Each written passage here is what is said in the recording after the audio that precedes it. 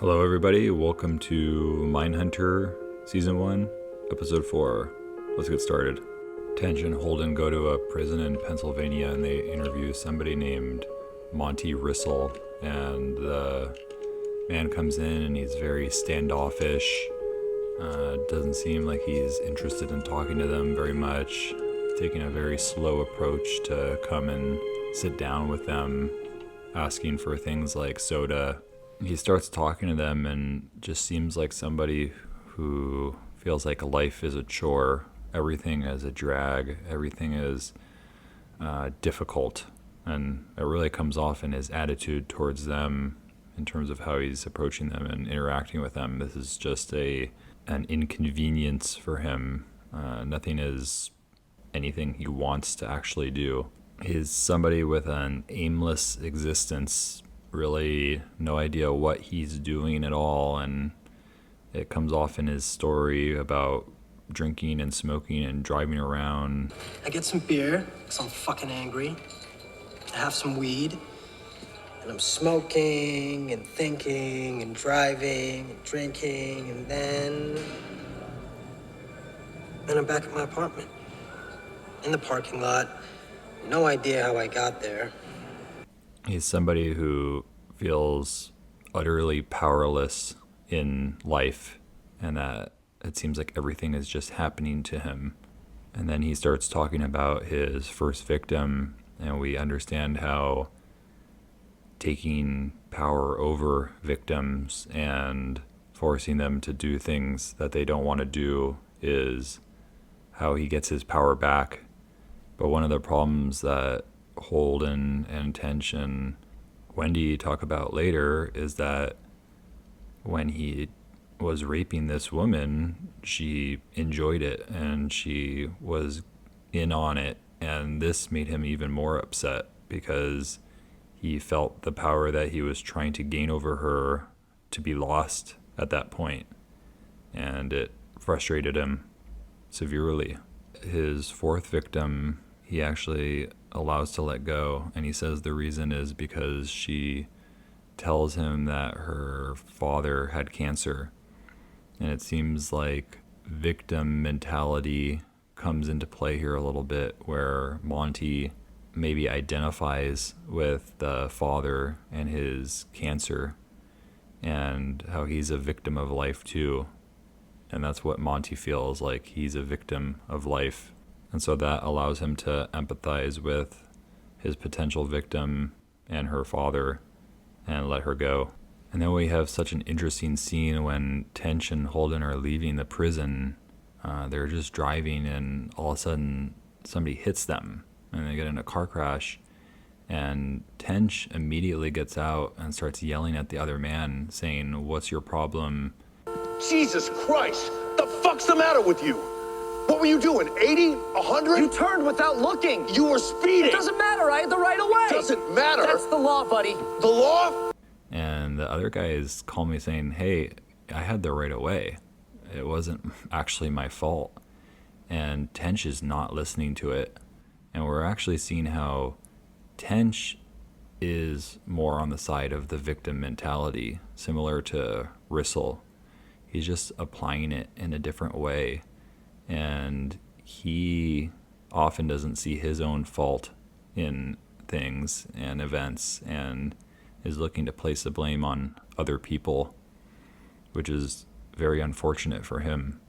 They go to a bar right after, and we see Tench resorting to his coping mechanism of alcohol and using it to stuff down whatever feelings or uncomfortableness he might experience by realizing maybe he was at fault somewhat for that accident. But he chooses instead to ignore and move on. Tench soon starts revealing his personal story to Holden about his wife and his son and the fact that his son won't talk and that there might be something wrong with him. And it seems like he's just dejected and he feels like he can't do anything, and it's outside of his power, is at the whim of certain circumstances. And it's not too far off from some of the things that are going on with the criminals in this show, where they have been made to feel powerless. They are just kind of accepting their own circumstances, but they're just handling it in a very different way than he is.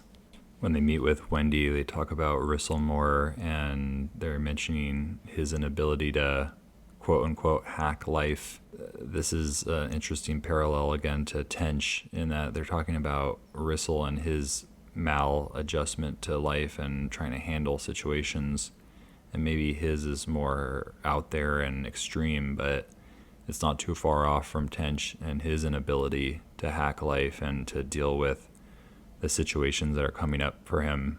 When Holden goes to pick up Tench, we see him outside of his house, and his wife brings their son out to give him a hug, and Tench just stands there straight up, erect, with his hands out and his arms open, but it's not warm and embracing at all. It's kind of like, well, you better come to me, and I'm not going to do any work here. What kind of messages is that sending to this child, that his father is barely putting in any effort to make contact with him?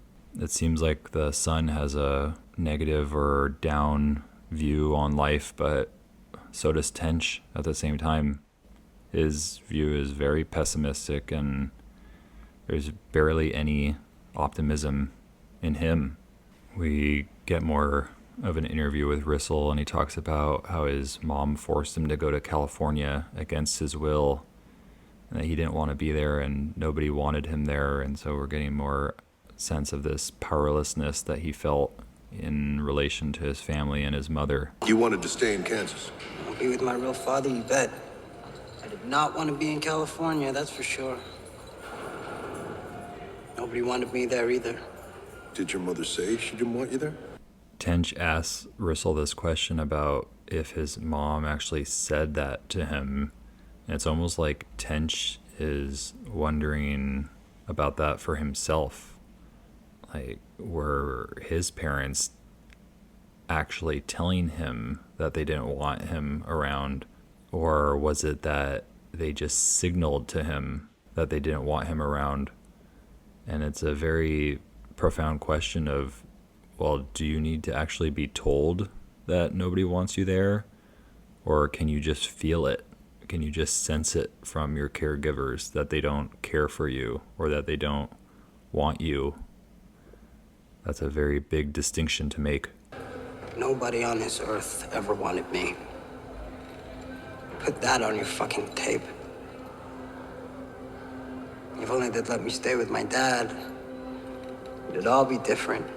And he's just referencing the lack of choice and decision that he had for so long, and the way that maybe these crimes were his way of regaining some form of choice or power, authority in his life. Tench really has a problem with the idea of Rissel thinking he's a victim, but that's partially because Tench can't recognize the way that he actually sees himself as a victim, but is unconscious of it. And so he definitely can't allow a murderer to see himself that way. When Holden and Tench go to investigate their next case with a police officer that approaches them, we get introduced to a really interesting character in this police officer. When they start talking about the case and looking through pictures, the man is very adamant that this has to be an outsider. It couldn't be somebody from their town. It couldn't be somebody that they know. And so we're instantly getting insight into his psychology and how he views things, and a lot of the blind spots that are going to come up during this investigation in the overlooking of people that are close to him and are within the town. And we can look at this as the police officer's inability to focus on people that seem like him or that he identifies with, and the group that he's within is left out of suspicion because it's so close to home. I'm curious why you're cutting this guy so much slack. He's never seen this kind of thing before. He's rattled. It's not his fault. Without a doubt, you have more experience. But why rub it in his face? Holden is always so objective in his research and his investigation, and he tends to not side with individuals, and he especially doesn't do that with a police officer, whereas Tench seems like he identifies more with some of the police officers and their psychology, and so he usually tends to defend them and stay on their side. When they drive to the crime scene, we see how Holden is always thinking and talking symbolically in regards to these crimes. He talks about how Beverly Jean was just a piece of trash, and that's why they put her in the dump, and that they had to destroy her. And he's really getting into the minds of the criminals this way by seeing these acts as symbolic, as representing something for them, as opposed to taking things literally all the time.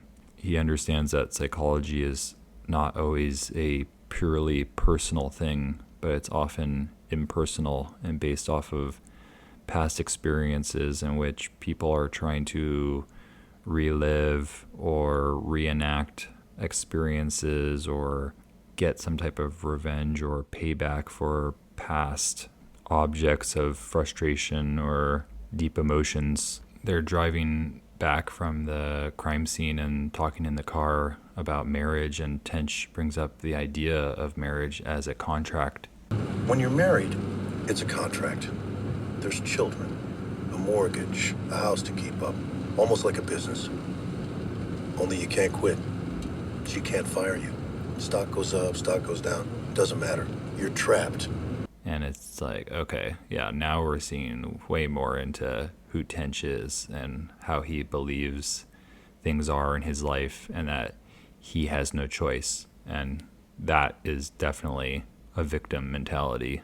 He's speaking about things objectively as if it's not about him, but Holden and the cop are looking at each other, and Holden understands that this is all about Tench and what's going on in his life. Then near the end of the episode, Holden is with his girlfriend waiting to meet Wendy at a bar, and it's almost like Holden is sitting there waiting for his mom to come in, and his girlfriend makes a few attempts at guessing who Wendy is, and Holden's so embarrassed by it and says, no, that's not her. And it's like, okay, yeah, she definitely has a mom vibe for him, and he's playing into that submission to the female authority figure for sure, which is something that we've seen already progressing throughout the first couple of episodes. And then Wendy starts talking to Holden's girlfriend, and we see how they start to hit it off really quick because they're both intellectuals and interested in studies and very complex subjects, and this must be pleasing to Holden that his girlfriend and his mother figure are getting along. All right, that's it for Mindhunter Season 1, Episode 4. Let's keep it going. Thank you for watching.